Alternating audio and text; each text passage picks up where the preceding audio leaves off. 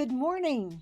This is Unity of New Orleans Spiritual Center at 3722 St. Charles Avenue, wishing you a very happy virtual Easter Sunday.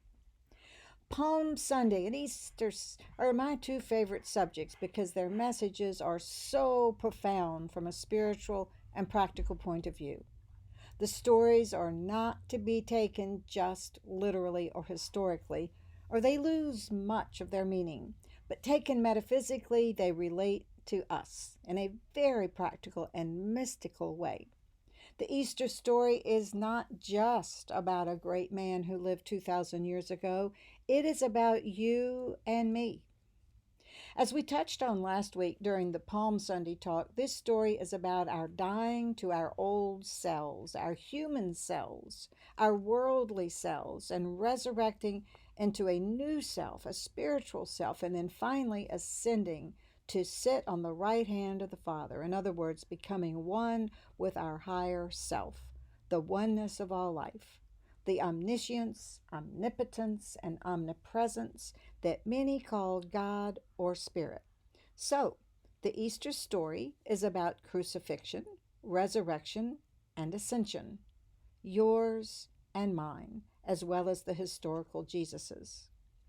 Now remember from the Palm Sunday story that during the last week of Jesus' life, he rode into Jerusalem among throngs of people who were thrilled because they thought that he was going to take his place as their earthly king and thus overthrow their conquerors, the Romans. And remember that metaphysically, Jerusalem is the symbol of peace, triumph, and truth. Thus, what Jesus the Christ was approaching was a state of peace, triumph, and truth. For you and me, this journey represents our willingness to direct our lives toward peace, triumph over worldly values, and our embracing the eternal truths. In other words, our aiming toward what Jerusalem symbolizes. Now, Jesus rode into Jerusalem on an unridden donkey. People probably wonder why their future earthly king didn't ride into Jerusalem on some magnificent white horse whose saddle was inlaid with fine gold and jewels. He was going to be king.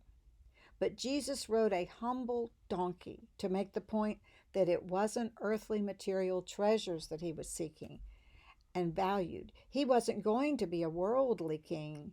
He would be king in a much greater way. The lesson for us is that when we approach our Jerusalem state, that state of peace, triumph, and truth, it isn't worldly powers and treasures that will enable that state. And don't forget that the donkey was unridden, untamed. Now, I'm from Oklahoma, so some of you New Orleanians may just need to take my word for it. But if you've never seen a rodeo where men ride unridden wild horses, trust me, it's not easy. But here's Jesus, the Christ, peacefully approaching Jerusalem on one of them. Unridden horses and donkeys are ornery, yet Jesus had no trouble riding this one. Metaphysically speaking, Jesus the Christ had dominion over this donkey, which was a symbol of earthly power. It was a symbol of his power, the power of the Christ. Jesus had power over earthly problems that might be an obstacle to people like you and me. Jesus, however, had paid his dues and evolved. He had worked on himself spiritually and had become the Christ. Thus, he had dominion over earthly things that undeveloped people might struggle with. An unridden donkey would have been a disaster for a normal person. But if we are more developed on the spiritual path, events and people don't bother us as much. We are able to be triumphant over these obstacles to our peace. For example, instead of reacting with fear, stress, or anger to someone who is belligerent or unkind, we see their innocence and purity underneath their negativity and personality traits. It's kind of like the experienced classroom teacher who realizes that the naughty student really just needs the teacher's attention and love. So at this point in the Easter story, Jesus has become the Christ. So he is able to have dominion over seeming worldly problems like unridden donkeys. He is humble. So he rides a donkey instead of a fine white stallion. He goes toward Jerusalem, symbol of peace, triumph, and truth. Those are characteristics that a spiritually evolved person seeks, not worldly values. There's nothing wrong with material comfort or nice things in the world, but to strive for them as if they will bring happiness is just naive. Some people seek only worldly treasures and are unaware of the true riches and abundance of life. The famous writer William Thackeray said it best in his seminal work, Vanity Fair. He said, "Everyone's striving for what's not worth having." Jesus, the Christ, knew what was important, and that's the direction he took. He went toward Jerusalem, the symbol of higher values. Now, you might ask, but wait a minute. Jesus was crucified. Is this the price you're saying we have to pay? Well, if you only take the story literally, yes. But the deep wisdom of great literature goes much deeper than the plot. I always tell my students in literature classes that's the difference between escape stories read to amuse yourself and truly great literature, which is written to change and enlighten you. In great literature as the Bible, the people, places, and objects are symbols, metaphors, and archetypal representations. To truly understand great spiritual stories like those in the Bible, they must be understood metaphysically. And that brings us to the last days of the Easter story, considered by many to be the greatest story ever told. Why is it considered to be so great? Certainly not because one wise man was killed by Romans 2,000 years ago. No, the story was the fulfillment of everything that this great teacher taught and that every great teacher has taught. The Easter story, when read metaphysically, is your story. It's about dying to your old self, your human self, resurrecting as a new self, and then ascending to a higher state of consciousness. Jesus said, "Unless ye die, ye shall not have life eternal." He also said, "For whosoever will save his life shall lose it, but whosoever will lose his life for my sake, the same shall save it." When he said "for my sake," he was referring to the Christ consciousness that defined who he was, not his earthly, worldly personality self, who his followers thought would become an earthly king. This teaching was for Jesus's inner circle of students. It is the most secret doctrine of spiritual evolution. Jesus is not giving exoteric teachings like don't kill, don't steal. These ethical, exoteric concerns are indeed fundamental and necessary as a prelude to the more inner, esoteric teachings. But Jesus was offering the secret teachings of the ages to those who could hear, to those who had fulfilled the preliminary steps of purity and commitment and knew what was important. Basically, Jesus was showing them that they must die to their old selves, be crucified, if you will, and he set the example. This is not a new idea. It was used in initiation ceremonies in Egyptian mystery schools. It is the point of bar mitzvahs, Christian confirmation ceremonies, and American Indian initiations. The idea that we let childish ways go and become a wise adult. This is what the spiritual path is about. Growing up from childlike material concerns and entering a wiser, higher, more evolved state of existence. We no longer strive for what's not worth having. Basically, the acorn must give up its acornness in order to become the mighty oak. The caterpillar must give up its chrysalis to become a butterfly. We must let our old selves be crucified in order to transform into something greater. And this is the meaning of Easter for us. In the Aquarian Gospel, Pontius Pilate, knowing what was about to happen, urged Jesus to flee the country. Our inner Pontius Pilate, our ego, is always telling us to avoid change. It threatens the ego, change does. But if we don't die to our old self, we're stuck with it. Jesus didn't need to escape the earthly situation he was in. He was going to rise above it. He would be impervious to it, just like he was powerful enough to effortlessly dominate the unridden donkey. He had done his inner work and therefore had the power to master the earthly plane in all obstacles. Jesus surrendered to the authorities and to his crucifixion. Metaphysically, this shows us that we must surrender to our human selves in order to die to them and resurrect into something greater, our divine Christ self. Jesus knew about and permitted the death that Jesus caused. In this way, the story is a fulfilling of an age-old tradition of letting the physical, phenomenal plane die. That self in us dies so that a higher being can resurrect, thus showing that the physical world can be overcome by the spiritual. To succeed at this resurrection, Jesus had prepared his mind, body, and soul for his rebirth.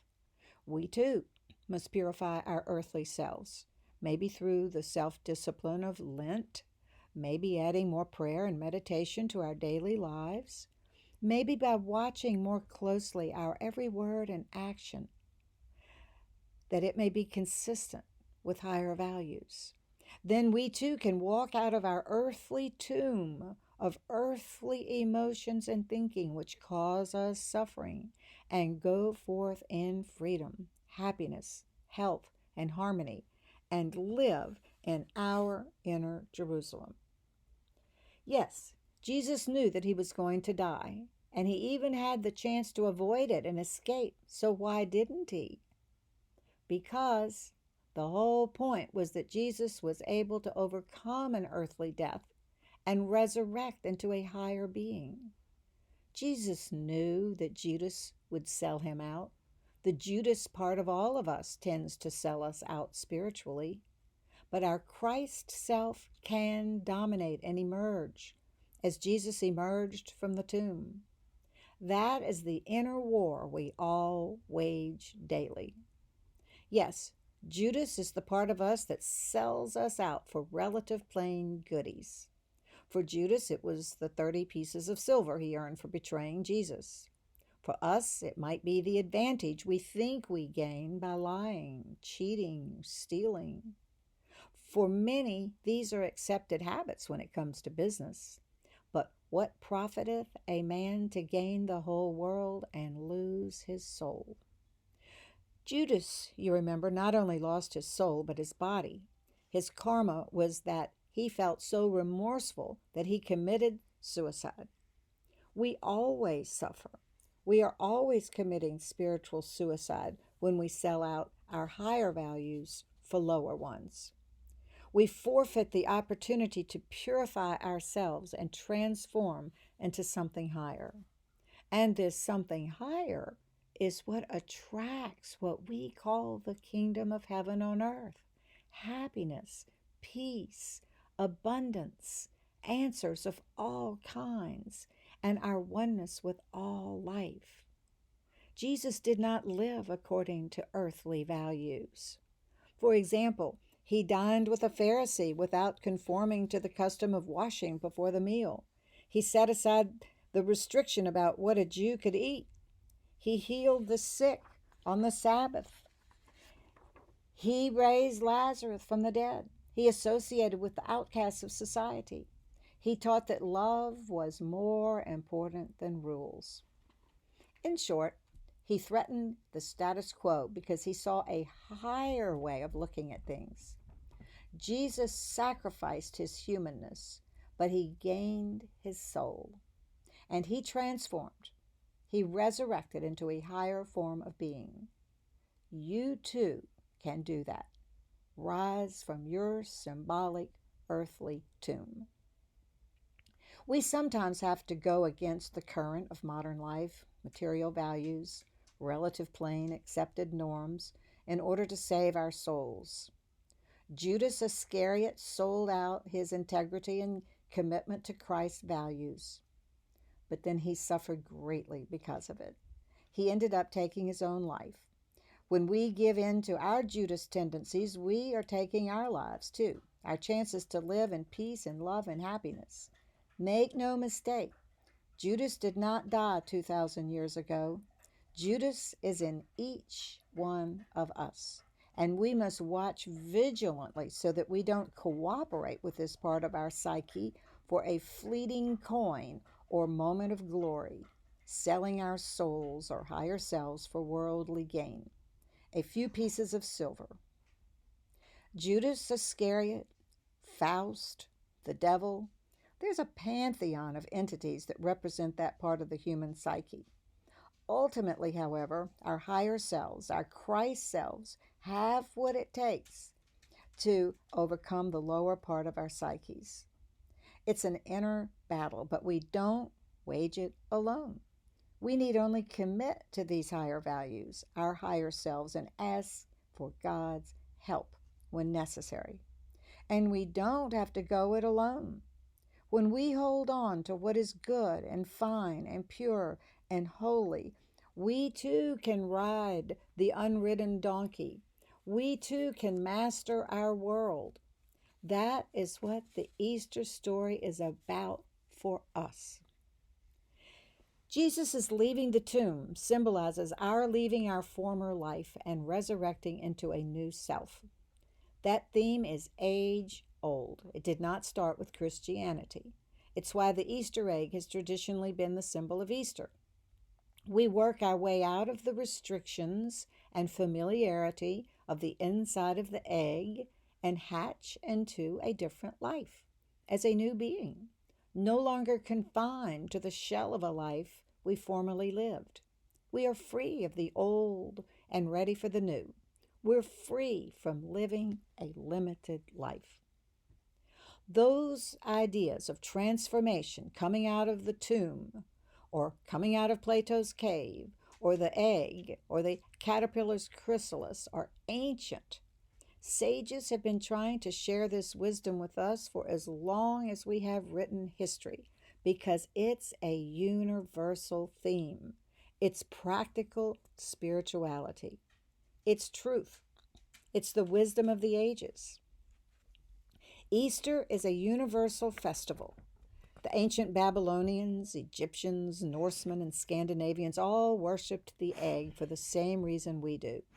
The Norsemen exchanged colored eggs at the time of the vernal equinox in commemoration of the goddess Ostara.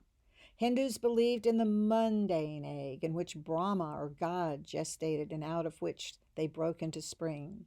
Even the word Easter resembles the pagan goddesses Ishtar, Ostara, and the Greek Astarte. It doesn't take a linguist to hear the similarity of Easter and Ostara, Ishtar, and Astarte. What all these cultures were saying was the same thing. They were talking about the rebirth idea, and that it is not only one that happens in nature every spring. It's potentially in each of us. In Christian metaphysical terms, this rebirth is brought about when we let the Christ principle, or what many call the divine principle, direct our lives. Jesus Christ is not the only Son of God, as traditional Christianity started telling people. We are all sons of God in our divine nature.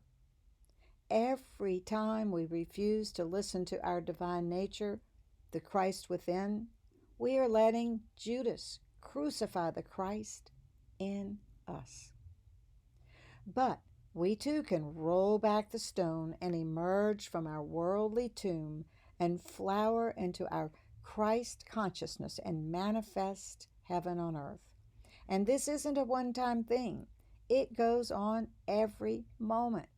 That's why we need to stay awake, as Jesus told his disciples many times. We need to stay present and vigilant so we can make new grooves in our life record. The rewards are great. We won't crumble in the end like Judas. We'll thrive and resurrect and ascend like Jesus into higher, more magnificent states of consciousness that have dominion over the earthly plane, like Jesus had dominion over the unridden donkey and rode it successfully into Jerusalem.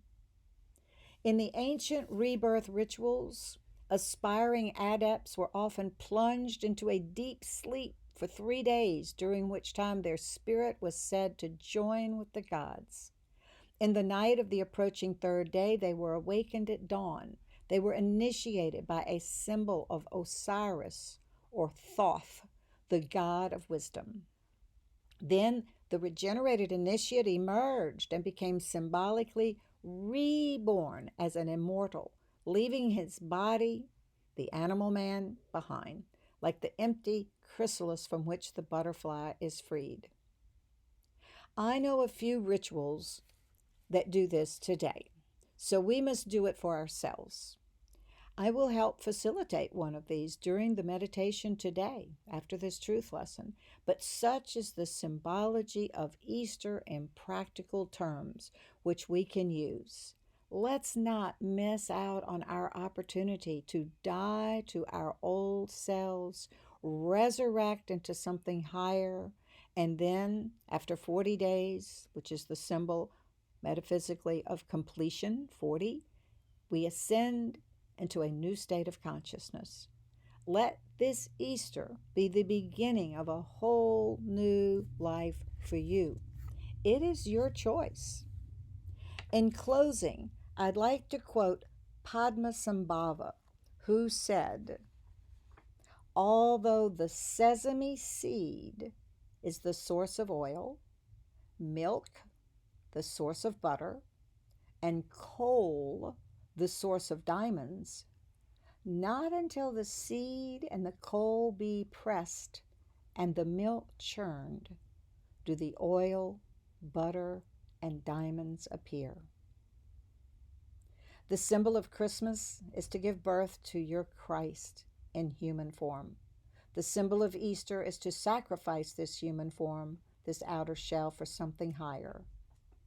So happy Easter, happy resurrection, and happy ascension.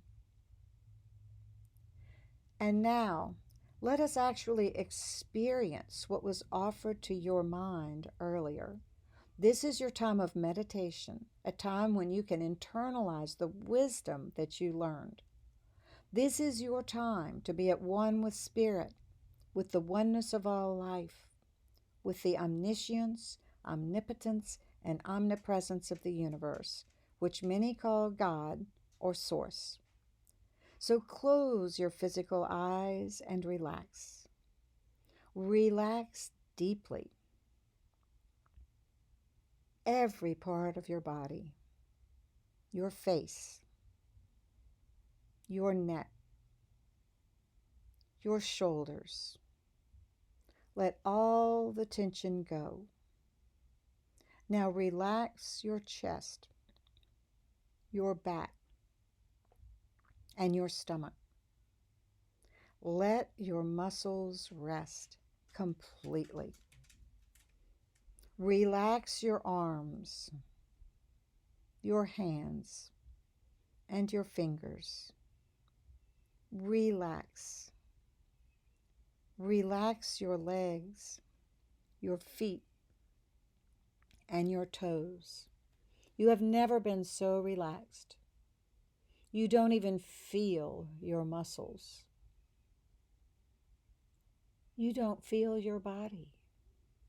It is like you are floating above your body. Now imagine that you are lying down, totally relaxed on a cloud.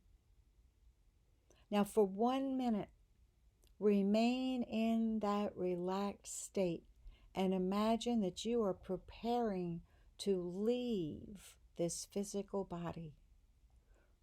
Prepare yourself for this by relaxing even more. Relax to the point where you no longer feel your body. No stress, no pain. You are no longer even aware of your physical body in terms of sensation.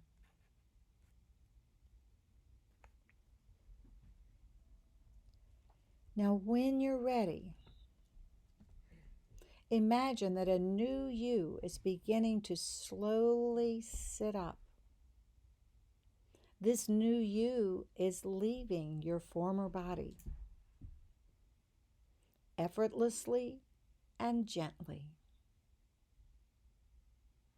You begin to leave this former body lying there where it was, peaceful and inert. Slowly, the new you stands up and starts walking. This new you is aware that your physical body that you used to inhabit is lying down where you left it, but you can't feel it, and you no longer identify with it. You bless it and leave. You slowly walk farther and farther away. Your old physical body is now out of sight, and you realize that a new you has emerged and is taking life as it walks away. You notice that the sun is shining, it sparkles. The leaves and the trees shimmer with beauty as the sun shines on them and the wind blows through them. The flowers in the gardens have never been so beautiful, so colorful, so graceful. A neighbor walks by and smiles and waves at the new you. The children are laughing as they play in the neighborhood yards. Everyone seems happy. You are happy. You are seeing the world in a whole new way, with Christ vision. You have no worries. You remember some of the issues that had been bothering you, but they don't anymore. You see them differently. You see everyone differently. You see yourself differently. You are quiet, calm, and collected. Answers to all your questions seem clear. You feel connected to the omniscience, omnipotence, and omnipresence of the universe. You are one with this wisdom, power, and presence. You feel your oneness with all life and with all beings and all forms of this universal energy. You go back and get into your car, and you feel grateful, ever so grateful, for your home and your car and your neighbors and your warm clothes and oh, so much more. You have never realized how much you have to be grateful for. For a moment, you just rest in the silence of your car and count your many blessings. Your health, your friends, your home, your transportation, your job or source of income, your family, your television, phone, pets. You have never been so grateful for everything you have. The singing birds, your vision, your hearing, and so much more. You think about all that you have to be grateful for. You finally leave and drive to the store, and you are so grateful for all of the things you can buy ready-made there and for the means to buy them. You have no worries. You know that you join the world in one consciousness. You are one with everyone, this universal Christ consciousness. You have left your earthly self behind, and you are embracing this new world, this new consciousness of joy and health and abundance that is everywhere. You never saw it before. You have been born anew in body, mind, and soul. You have resurrected into your divine being. You feel a new surge of hope, strength, and faith. You are calm and peaceful. You are in a state of awareness where all answers are given. You need only sit in the silence and stay open to them. All answers, all wisdom, all that you need is there. God is love, and you are one with God. So you manifest this love everywhere you go, with everyone you meet. You are divine, and your awareness of your divinity is complete. You have left your old self behind. It served you well, and you learned much when you were manifesting as one who was just in the world and of the world. But that self that you were no longer serves you. Now you are in the world, but not of it. You rise above the problems and doubts and fears of the world. You have spiritual roots. You are firmly planted in the Christ consciousness, and because of it, you find direction, new ideas, and guidance. You no longer worry about where or when these answers will come. In the silence of prayer, I ask you now to relax in the awareness of your newly resurrected Christ self.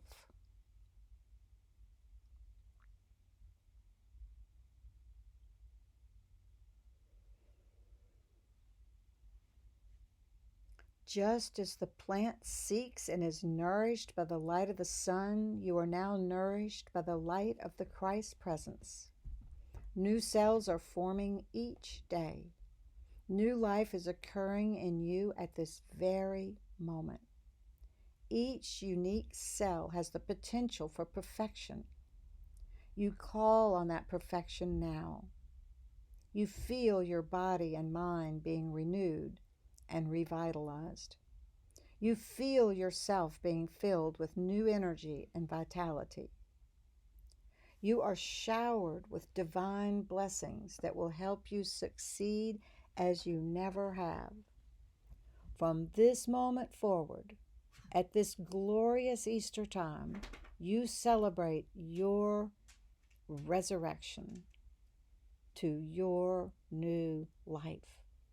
You have let your human self be crucified, and you have allowed your divine self to resurrect. And after a period of living this way, you will ascend to a permanent higher consciousness where peace and love will reign in your life all the rest of your days. May you realize from this day forward that the light of God surrounds you, the love of God enfolds you, the power of God protects you, the presence of God watches over you, and you are from now on safe and secure. Amen.